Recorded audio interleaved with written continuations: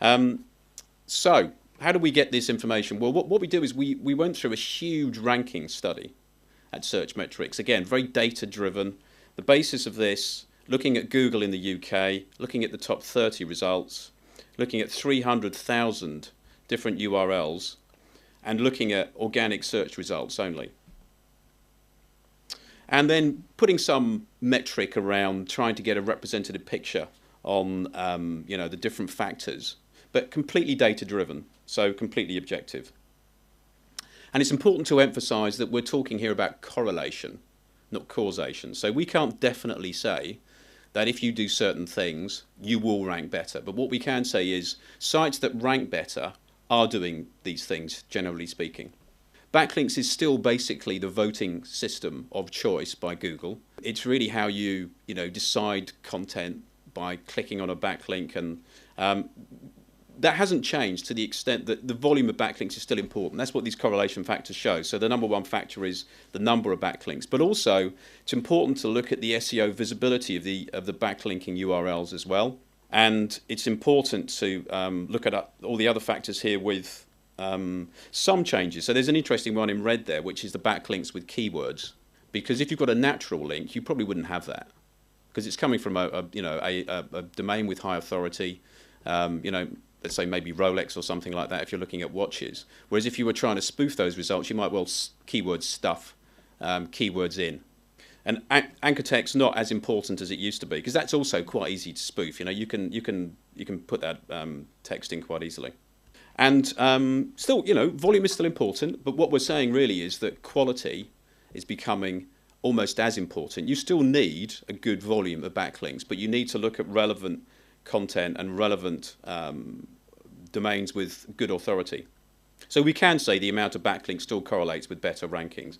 Those are the ranking positions 1 through 30, and the volume on the left bar in red. So if we have a look at some of the different results, if you look at the first one, for instance, this is a backlink analysis for the phrase car insurance in Google in the UK, and Money Supermarket still ranks first. Why are they ranking first? Well, they've been doing it for a long time. That's the first thing. So they've got high authority. Secondly, they've got more backlinks going into that particular landing page than anybody else has from more different domains. And the backlink picture for their homepage is much stronger than their competitors as well.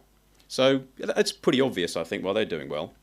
If you look at some of these other ones, though, you might see, if you look at Churchill, do surprisingly well with only 102 backlinks. But they've got a lot of backlinks into their homepage, and that's important because it shows a natural spread of backlinks. And some of the other ones, well, you might question why with one backlink you can still get, position 8. Probably because they've transferred it from a different landing page, so they've got some associated authority from a previous ranking position there. So it's not quite as simple as saying it's just a volume game now, because you can rank well if you've got good content from relevant websites with high authority. That's also very, very important.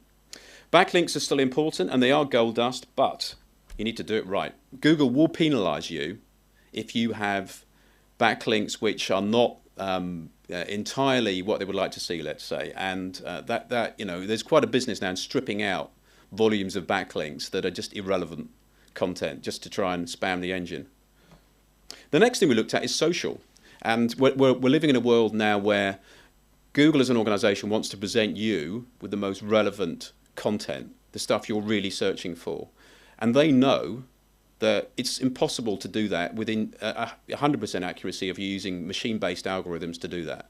But they assume, and I agree, that if you work with your friends, hopefully your friends are going to recommend good content to you. And that's really what social media is all about. So we're now taking human input as well as machine input, because it's harder to spoof and it's going to be more genuine as an important ranking factor. No big surprise to you maybe that the Google +1 is one of the biggest correlating factors. I use it a lot. It's quite popular in SEO land. I actually think it's a better platform for mobiles. The important thing is that it's used by Google, yes, because it's an important competitive situation for them with Facebook, but also because it's a very useful means of identifying good quality content, because you're not going to lie to your friends. So that's the first thing there. The second thing is Facebook's still important, but we see less importance attached to just shares whereas likes, people are just hitting likes more often. And we've seen Pinterest come up in the past year. So we weren't even measuring Pinterest as a social media network a year ago, but we now are. And again here, this is the number of social links. So it's still important to have a good quantity of social links. So it's similar to the regular backlink picture as well. The amount of social links correlates with better rankings too. So why is that? What's driving all of this? Well, if you look at social media and usage worldwide, it looks like Facebook have got the thing won. I mean, yeah, 1 trillion Facebook users, right? I mean, it's a lot.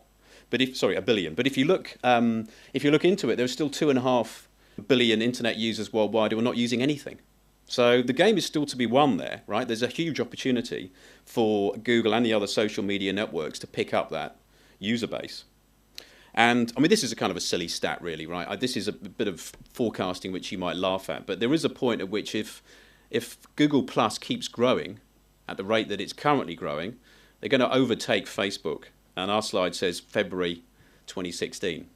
Now, you'd probably say, well, you could always say that, right? I mean, nothing ever keeps going up at that rate, which may be true. But there is some logic behind this, because if you look at the above average growth of Google Plus, you can see that they've done it by, making Android the de facto operating system for any non-Apple mobile phone worldwide. I think that's pretty much true. And Google wants to keep you on their properties, effectively, including YouTube and all the other assets they've got, in the same way that Facebook wants to monopolize your time on its own social media platform. This is only going to grow. So that's why Google Plus is becoming an important factor. You're going to be using it anyway.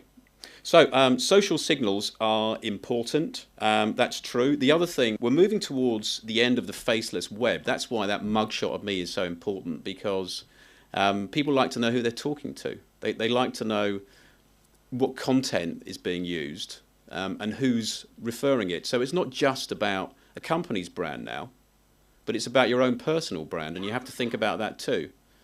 And therefore, people trust people more than they trust companies, perhaps. Type in Google Universal Search, the first person you find is pretty much the most preeminent SEO guru in America, called Danny Sullivan. You can see our man down here, Marcus Tober, right? Marcus, our CTO, the founder of Search Metrics, and the preeminent German expert in his field. So we've picked out content based upon a particular phrase, and it's referring to the author of that content.